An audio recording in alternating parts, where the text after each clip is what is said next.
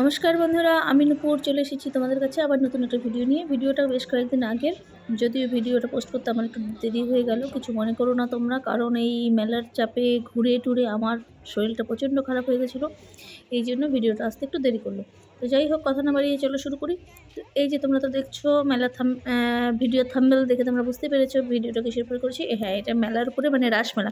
আমাদের কোচবিহারের সব থেকে বড় মেলা রাসমেলা, সেটার উপরে। তো চলো কথা না বাড়িয়ে শুরু করি। এই যে প্রথমে আমরা চলে আসলাম মদনমোহন বাড়ি, কারণ এখানে এসে রাস ঘোরাতে হবে, তাই তো।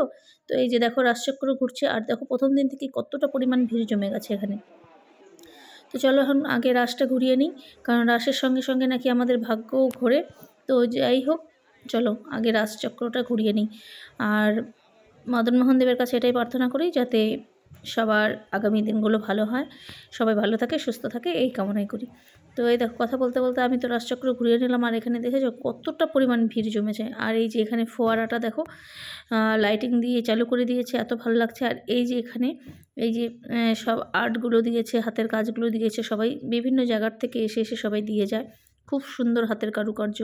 এই যে মদনমোহন বাড়ি, রাজবাড়ি, কেদারনাথ, অমরনাথ, তারপর ইন্ডিয়া গেট, তারপর বিভিন্ন বিভিন্ন রকম কিছু, অনেক কিছু বানিয়েছে। কান্তাজির মন্দির, দুর্গা, কালী, শিব, মানে অনেক অনেক কিছু, যা আমি বলে তোমাদেরকে শেষ করতে পারবো না।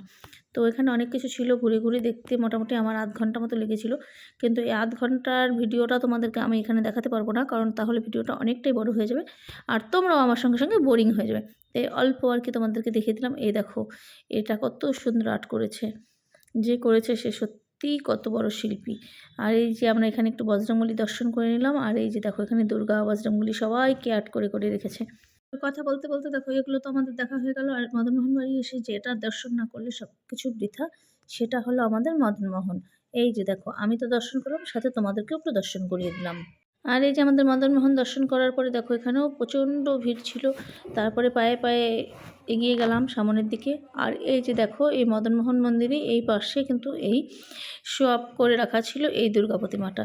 তো এত ভালো লাগছিল। তারপর ওখানে দাঁড়িয়ে একটু ফটো টটো তুলে নেওয়া হলো, তারপরে চলে আসলাম মেলার দিকে।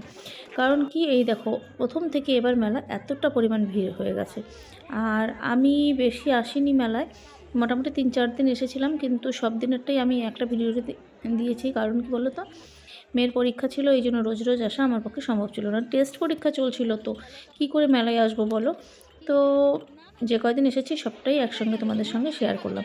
তো এই যে দেখো এখানে মদনমোহন বাড়ি থেকে ঘুরে টুরে এসে আমি একটু এখানে কাপ টাপ দেখছিলাম, কাপ কিনে নিলাম। তারপর একটু কানের দেখে নিলাম। আর এখানে আচার, মেলায় আসবে একটু আচার না কিনলে হয়।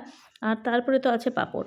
এই যে দেখো কত রকমের পাঁপড়, রং বেরঙের পাঁপড়। এখানে পেঁয়াজের পাঁপড়, লঙ্কার পাঁপড়, সাবুর পাঁপড়, চালের পাঁপড়, মানে কত রকম পাঁপড় বলে শেষ দিতে পারবো না। তারপরে পাঁপড় টাপড় নেওয়া হয়ে গেছে, এখন চলে আসছি নাগরদোলা। হ্যাঁ, যেটা মেলাতে আসলে যেটা না উঠলে বা না দেখলে না ঘুরলে বৃথা, সেটা হলো নাগরদোলনা। নাগরদোলনায় না উঠলে কিসের মেলা বলো। তাই আমি চলে আসলাম নাগরদোলনায় উঠতে। আর এখানে কিন্তু এই যে মাটির হাঁড়িতে চা, মানে মাটির কাপে চা দিচ্ছিলো, ওখান থেকে 1 কাপ চা খেয়ে নিলাম। আর এই যে ওঠার ইচ্ছা ছিল সুনামিতে, কিন্তু এটার উল্টানি পাল্টানি দেখে আমার আর সাহসে কুলালো না। কারণ কি, বয়স হচ্ছে তো না, এটা তো মাথায় রাখতে হবে বলো। তো এই উল্টানি পাল্টানি দেখে মানে এইবারে আর আমার সত্যিই সাহস হলো না যে 1000 টাকাও যদি কেউ আমাকে দেয় তবুও আমি উঠবো না। এই জন্মে তো হলো না, পরের জন্মে যদি হয় ট্রাই করবো অবশ্যই। তোমরা কে কে উঠেছো এই সুনামিতে একটু কমেন্টে বলে যাবে। আমি কিন্তু সত্যি উঠতে পারিনি, তাই আমি নাগরদোলনাটাতেই উঠেছি। আর আমার নাগরদোলনায় উঠতেই ভীষণ ভালো লাগে। তারপরে তো এখানেও প্রচণ্ড ভিড়। তারপরে চলে আসলাম জলপুরি দেখার জন্য, কিন্তু 100 টাকা করে টিকিট। টিকিট কেটে কী করবো, দেখো ভিড়, লাইনটা দেখো একবার। তারপরে ওখান থেকে চলে আসলাম এখানে কিছুটা খাওয়ার জন্য। খালি ঘুরলে তো হবে না, কিছুটা পেট পুজো করতে হবে। কিন্তু পেট পুজো করবো কী করে, এই যে দেখো কী পরিমাণের লোক, মানে সারাদিন মনে হয় বাড়িতে এরা না খেয়েছিল, চলে আসছে মেলাতে খাওয়া দাওয়া করার জন্য। এদের ভিড়ের ঠাসাঠাসির জন্য আমি আর কিছু এখানে খেতে পারিনি, ঢুকতে পারিনি। তারপরে এখান থেকে চলে আসলাম বাঙালির বিখ্যাত সেই ক্ষীর দই, মিষ্টি দই নিয়ে খেতে। তারপরে সেখান থেকে চলে আসলাম একটু স্টেডিয়ামের গান শুনতে, কারণ কি এখানে খুব সুন্দর গান হচ্ছিল। তারপরে তো এখানেও এসে শান্তি নেই, প্রচণ্ড পরিমাণে ভিড় জমে গেছে এখানেও। মানে বললাম না, এবার প্রথম দিন থেকেই মেলাতে ভিড়, কারণ এবার মেলা একদিনও বাড়ায়নি। তো তারপরে এখান থেকে একটু চলে আসলাম, এই যে এটা কি ছিল, জেলা পরিষদের কি একটা ঘর মতো ছিল। যাই হোক আমি ভুলে গেছি নামটা, বলতে পারছি না। তারপরে এখানে তো ওই যে ওদের হাতের হস্তশিল্প মেলার আর কি, হাতের কাজ টাজ সব কিছু সাজানো ছিল। আর ওই যে রাজবাড়িটা দেখলে, ওই কাচের বক্সটার মধ্যে ওই রাজবাড়িটা আমি দাম করেছিলাম 11,500 টাকা দাম চেয়েছিল। মানে যেটা শুনে আমার মিনি হার্ট অ্যাটাক হয়ে গেছিলো। যাই হোক ওটা কেনার আমার সাহস হয়নি। তোমরা কে কিনেছো জানি না। তারপর ওখান থেকে বের হয়ে চলে আসলাম। আমরা ওই ভিড়ে কিছু খেতে পারিনি, সেই জন্য এখানে চলে আসছি আমরা একটু মাশরুমের চপ খেতে। তারপরে মাশরুমের চপ খেয়ে নিয়ে ফুল টুল দেখছিলাম। তারপরে দীপিকার সঙ্গে দেখা। আর দীপিকাকে তো তোমরা চেনোই মোটামুটি সবাই, আমার অন্য সব ভিডিওতে দেখেছো নিশ্চয়ই। দীপিকা আমার ভাসুরের মেয়ে।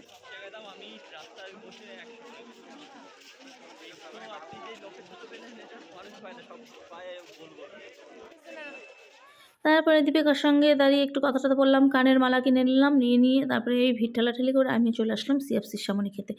কারণ কি, মেলায় আসছি শুধু ওই কী বলে মাশরুমের চপ, পকোড়া, চা এসব খেলে কি আর হয় বলো? একটু ভালো মন্দ কিছু না খেলে কিসের মেলা বলো তো? সেই জন্য এই হাউ-মাউ খাও, ভূত তারপর ভূতের রাজা দিলবর, আয়াত ফায়াত সব কিছু মানে ভিড় ঠেলাঠেলি করে আমি ঢুকে গেলাম এখানে। কী যেন খেয়েছিলাম, ও হ্যাঁ দাঁড়াও মনে পড়েছে ফিশ কী যেন ছিল, ফিশ ফ্রাই। যাই হোক একটা ফিশ ফ্রাই খেয়েছিলাম, হ্যাঁ ভালো ছিল, অবশ্যই ভালো ছিল। গরম গরম খেয়েছিলাম, যার কারণে আরও বেশি ভালো লেগেছিলো। তারপরে এখান থেকে চলে আসলাম আবার ওই স্টেডিয়ামের দিকটাতেই, কারণ স্টেডিয়ামের গান তো এখানে পাশেই বাজছিল আর খুব শোনা যাচ্ছিলো। আর এই যে ভিড়, ও মা গো, এত ভিড়ে মানুষ কে যায় খেতে, মানে এখানে খেয়ে এখানেই রেখে যেতে হবে, সঙ্গে নিয়ে বাড়ি যেতে পারবো না। মানে এত ভিড় ঠেলাঠেলি করলে খাওয়া তো হজম হয়েই যাবে না বলো? যাই হোক এখানে এই ভিড়ের মধ্যে দাঁড়িয়ে দাঁড়িয়ে গরমটাই আমি খাচ্ছিলাম। তারপরে খাওয়া দাওয়া শেষ করে চলে আসলাম একটু কানের কিনতে। তারপরে এখানে এই যে সফটওয়্যারগুলো ছিল, এইখানে একটু সফটওয়্যার কিনে নিলাম, নিয়ে টিয়ে তারপরে চলে আসলাম মেলার এই পাশটাতে মেলাটা তো মানে ভিআইপি মেলা এটা। এই পাশে স্টেডিয়ামের মেলাটা ছিল আমাদের মতো সাধারণ নর্মাল মানুষের জন্য, আর এই পাশে মেলাটা ছিল ভিআইপিদের জন্য। তো যাই হোক কারা কারা আসছো এটাও একটু কমেন্ট করো। এই ভিআইপি মেলা ঢুকে তো মানে সত্যি আমার মাথাটা ঘুরছে বনবন করে। একটা করে জিনিসের যে এত দাম, আমি তো দাম শুনে মানে আমি ভিড়মি খাওয়ার জোগাড়। তাই আর কি ভিড়মি খাবো এমনও তো অবস্থায় আমাকে আমার মেয়ে বসিয়ে দিল দোলনায়। বলে কি, তোমার নিচে মাথা টাথা ঘুরে পড়ে যাওয়ার দরকার নেই, তুমি এখানে বসে দোল খাও। কিন্তু আমার যে হাতির মতো ওয়েট, এই ওয়েট নিয়ে আমি দোলটাও খেতে পারছিলাম না। যাই হোক নাড়াচ্ছি ঝাঁকাচ্ছি, কিছুতেই আর নড়ছিল না। কোনো মতো একটু নাড়িয়ে চাড়িয়ে বসে তারপরে এখানে একটু দেখে নিলাম এই ডাইনিং সেটটা তো খুব ভালো লাগছিলো। কিন্তু ভালো লাগলে কী হবে, আমার তো ঘরে আছে, তাই জন্য আমার আর প্রয়োজন নেই। কারণ একটা জিনিস দিয়ে আমি কী করবো, মানে একটা জিনিসের বেশি হয়ে গেলে সেই জিনিসের কোনো গুরুত্ব থাকে না, ব্যাপারটা এরকমই আর কিছু না। তারপরে এই খাট ফাটগুলো দেখছিলাম, মানে অত্যাধিক কারুকার্য। আমার আবার এত কারুকার্য ভালো লাগে না, কারণ কি বলো তো, পরিষ্কারটা তো আমাদেরকে করতে হবে, তাই না বলো তো? আর এত পরিমাণ এগুলোতে ধুলো জমে, মানে সত্যি মানে সারাদিন কাভার হয়ে যাবে তবু এই ধুলো পরিষ্কার হবে না। এই জন্য আমার এত কাজ ভালো লাগে না, একটু সিম্পলের মধ্যে কাজ থাকবে ব্যাস। তারপরে এখানে আমরা দুজনে একটু দোল খেতে বসে পড়লাম, ভাবছিলাম এই দোলনাটা নিয়ে যাবো নাকি বাড়ির ছাদে নিয়ে সেট করব। তাই এখানে বসে বসে গান করছিলাম। সেদিন দুজনেই দুলেছিলাম বনে, ফুলে দোলে বাঁধা ঝুলো না। তারপরে তো এখানে মেয়ে একটু আয়নার সামনে দাঁড়িয়ে ক্যাত মেরে পোজ দিয়ে ফটো তুলে নিল। তারপরে এখান থেকে চলে আসলাম একটা বক্স কিনতে, ছেলে এসে দেখি এখানে গিটার বাজানো শুরু করে দিল। আর এখানে এই দেখো আমার মেয়ে আংটি পরে পরে দেখছে, নিজের সোনার আংটি ভালো লাগে না, এখানে নাকি কেনা আংটিগুলোই ভালো লাগে। তারপরে এখান থেকে চলে আসলাম এই যে এই পাঞ্জাবি সালোয়ার সেটগুলোর দোকানে। এখানে ওদের যে একটা করে সেটের দাম 1000-1200 টাকা করে, আমাকে বলছিল দুটো নাও 1000 টাকা করে দিও। মানে মাথাটা না কার গরম হয় বলেন তো, কী কম নিচ্ছে আমার থেকে। যাই হোক কম টম নেয়নি, যেহেতু আমিও আর চুড়িদার নেইনি। তারপরে এখান থেকে চলে আসলাম এই যে এই আইসক্রিমের দোকানে এসে তো মাথাটা সত্যি আমার গরম হয়ে যায়। কারণ কি, একটা ভাই আইসক্রিম খাবো দাম 200 টাকা, তার উপরে যে এত প্যাকনা এদের করে, মানে একবার হাতে আইসক্রিম দিচ্ছে একবার দিচ্ছে না, সত্যি মানে নাচ তো দূরে থাক, মানে আমার অত্যাধিক বিরক্তের চোটে আর কি ছেড়ে দিয়েছিল। তারপরে ওখান থেকে আবার চলে আসলাম একটু স্টেডিয়ামে গান শুনতে।